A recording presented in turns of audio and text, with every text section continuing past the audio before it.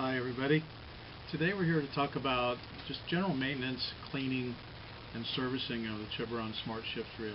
Today's reel category is basically going to be our smaller 9 models ranging from the 7500 series up to our 30 wide. They are all basically the same. You will find the same parts in every reel, just on a different scale. So first of all, maintaining the outside of the reel. This is important when you're on like a multi-day trip and you've got the reel out on a boat, it gets exposed to salt water day after day. What we suggest is just a general lightly cleanup of the outside of the reel with fresh water. So to do that, we first suggest that you close the drags by engaging the drag lever. What that does is it closes the gap between the drag plate and the elements so that water can't get in there between those two elements.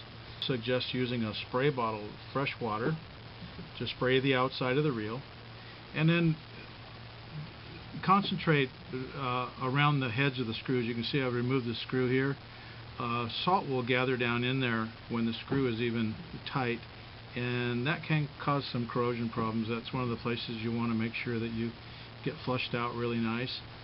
But if you just generally rinse the outside of the reel with a spray bottle of fresh water and wipe it off with a rag, that's about all you need from a day-to-day basis. Servicing your reel and cleaning the reel after a fishing trip requires you to disassemble the reel. And a Tiburon reel, being an automatic 2-speed, a lot of people are very afraid of that. They think it's very complicated. It's actually a very simple reel, and we're going to show you how easy it is. So this is our size 8 reel. It's a 3/0 size reel, very common. You start out by removing the 4 screws in the right side plate. I've got 3 of them loose already, but we'll pull this last one out of here. And when you do this, people are expecting all kinds of things to come falling out of the reel. Well, there's only a couple things that can fall out of the reel, and the first thing is, of course, the 4 screws that you just loosened. They can come out of the reel. They can fall on the floor, so just make sure that you control those and you don't lose them. The other thing that may fall out of the reel is if you have a lug or a plug in it. This is the plug. It's resting in here. There's a little pin there. It isn't going to fall out unless I turn this upside down, but again, it's very easy to put back in. Just don't lose it.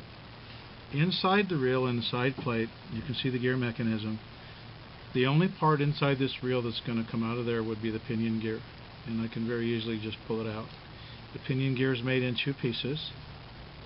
It nests together inside the reel to act as a 1-piece gear.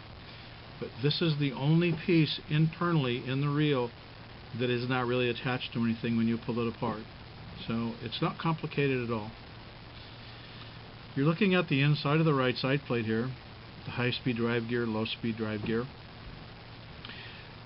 This is an area that you want to concentrate on to clean any salt or any deposits that may be lingering inside the reel after your fishing trip. Now you can clean this out with a clean tissue or a rag, or even a small brush. We always suggest putting a little grease back on the gears. Okay, you just take a little grease brush and put a little grease on both of the gears. You don't have to go all the way around the gear. Just a little bit in one spot on each gear will do it, because when you put the reel back together, that grease is all going to get moved all around the outside of the gear. There's really nothing further that you need to do for a simple service inside of this reel. You do not need to disassemble the entire transmission. Okay? Just you're looking mainly to remove salt deposits. So step number 2 in general maintenance is to inspect the frame by removing the spool. Look down inside the frame, make sure that it's nice and clean. Water gets inside of reels. There's no way to prevent that. So a little salt water in here will leave deposits. You just make sure that they're clean. We suggest either using a little grease, wiping a little grease on the surface of the reel, or if you have some lightweight oil you could spray in there, just something as a rust corrosion preventative. That's a very good thing to do. Okay, there's really no moving parts in this part of the reel other than the clicker tongue and springs, and just make sure that they're clean. Maybe a little bit of oil on there would help to keep the water away. Very simple. The third step is to inspect your drag system. Now this is the spool. You saw we just pulled it out of the reel. To inspect your drag system, you just pop this little spring out of here. Sometimes you can do it with your fingernail, with a thumbnail, but I usually use a little tiny screwdriver and just pop it out. Take the drag cover off, and then there's your drag plate for the pressure plate, and there's your drag element. Now what we're looking for here is, again, make sure we don't have any salt deposits or water gathering up inside of the drag mechanism. And you want to make sure that that is clean. You take a clean rag. You can wipe this element off. This is a carbon element. You can't hurt it. Okay. You clean it off with a rag. Do the same thing on your drag plate. You can clean the drag plate off with a rag. Make sure it's nice and clean. This obviously is a very clean reel. But before you put it back together, if you are using the wet drag system, we like to use Cal's drag grease. We just take a little bit of that, just put a very little bit on that drag plate. You don't want to put a lot of grease on there, and just wipe it on with your finger. And what you're trying to do is just put a film, just a very, very thin film of grease on there. That's all you need to do. Okay. Test this bearing. Check this bearing with your finger. You can turn it. If it's nice and smooth, it means it's clean.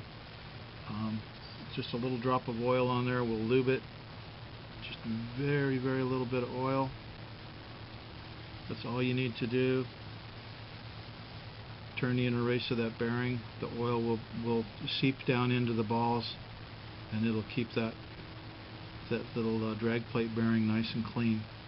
Okay, bearings are one of the first things to go away in a saltwater reel. The salt water gets into these, and even though all these bearings are stainless, they will corrode, and you can feel them. They're a little lumpy when they go bad. The other thing we do is we check this bearing on the end here to see that it's clean. You can actually turn the shaft. You can feel if the bearing is corroded. It will be kind of lumpy or bumpy feeling. It won't be real smooth. I'm turning this shaft back and forth. I can feel that it is indeed very smooth. What we recommend doing is just putting a little bit of oil again on there, just maybe one drop. Let it run down onto the bearing. Turn that shaft. Get the oil to run down in there, and then you've just lubed that bearing. If you can pack these bearings in grease, but if you do that, it will slow down your free spool. For you live bait fishermen, you don't want to do that. You want to use oil to keep the bearings running free. There's another bearing on the other end of the spool, and it's underneath this little clip. You can actually oil it just by dropping oil right here on the shaft and letting it run in. If you actually want to pull the bearing out and inspect it, you get a #1 Phillips screwdriver, remove these 2 screws, and we just push down on the shaft, and there's the other bearing. There's the other spool bearing. Okay. Again, you can feel this one. If it feels a little lumpy, then the bearing is corroded and needs to be changed. Lube it. Again, a drop of oil. Okay, this is the bearing on the other end of the spool. We just oiled it there. You can turn it and feel that it's nice and clean. If it feels smooth, that means the bearing's in really good shape, and it does not need to be replaced. If it's very rough feeling, a little gritty, then that means that it's corroded and it's time to replace the bearing. And if the bearing in this end of the spool is bad, chances are the one in the other end of the spool is bad also, and it's just a good idea to change both of them. We're going to put the reel back together now. We don't have too big of a mess here to clean up. It's pretty simple. Put the shaft back in the spool. Now we got a bearing in this other end here, you can see. So we're going to put the shaft right through there. Sometimes you'll knock that bearing out of there, just like that. Not a big deal. Just push it back in to the end of the spool. Not a problem. Okay. Put the clicker gear back on. Tighten the 2 screws back down. obviously reassembling this is the reverse process of what we did to take it apart, and there's really nothing special you need to do. The most important thing about keeping your reels in good working condition is to keep them clean, and that means servicing them after a good use. Okay, we've got the shaft back inside the spool now. Okay, it's all in place. We're going to put our drag plate return spring in, and then our drag plate assembly goes in. The cover and the retaining ring. And what we have to do here is push the cover down. There's a little groove on the inside diameter of the end of the spool, and that ring pops in there. I'm just pressing it with my fingers and just going to kind of collapse it and make it pop in there. That's all there is to putting your drag system back together. Now it's ready to go back into the reel. And we just set it right into the frame and the left side plate. And now the right side plate is ready to go back on. Before I put this together, we get people calling and asking, what is that extra clicking noise that I hear in my reel? Obviously you can hear the anti-reverse dogs, that very light clicking. But when the reel is in high gear, this is an automatic shift reel now, when the reel is in high gear, which it is now, I just put it into high gear, you're going to hear this extra clicking noise. That is the shift mechanism making that noise when the reel is in high gear. That's perfectly normal. What happens when you're using the reel and you get hooked up and put a load on the reel to make the reel shift? I'm going to do that with my finger here. The reel goes into low gear, and you can hear that the heavy clicking noise goes away. It comes back as soon as the reel goes back into high gear. That's perfectly normal, nothing to worry about. Okay. When we have reels sent back to us here at the factory to inspect, and it's almost 90% of the time it's because the owner has not cleaned the reel. It's very important to clean salt deposits and water out of your reel after you use it. The reel will last you a lifetime if you take care of it, and you don't have to do anything more than what we've just shown you here.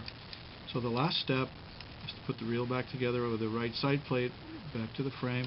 What I suggest is taking the pinion gear out of the right side plate and dropping that into place on the end of the spool. It makes putting the right side plate on a little easier because things line up a little easier. So you just line the shaft and the end of the pinion up with the bearing in the end of the right side plate. Turn the handle a little bit to get things to fall into place, and the right side plate will fall right into place. Okay, once it's there, obviously you want to go ahead and put the screws back in. What I like to do is turn the screw backwards a little bit, a couple of times, until you feel it drop into the first thread, like that. You can even hear it. Then you know you're lined up. You're not going to cross thread the screw. Hear it drop into the first thread, tighten the screw. These are stainless steel screws going into aluminum threads. If you force a combination like that, it's very easy to strip the threads out of the aluminum frame. You don't want to do that. Go backwards till it falls in, tighten it up.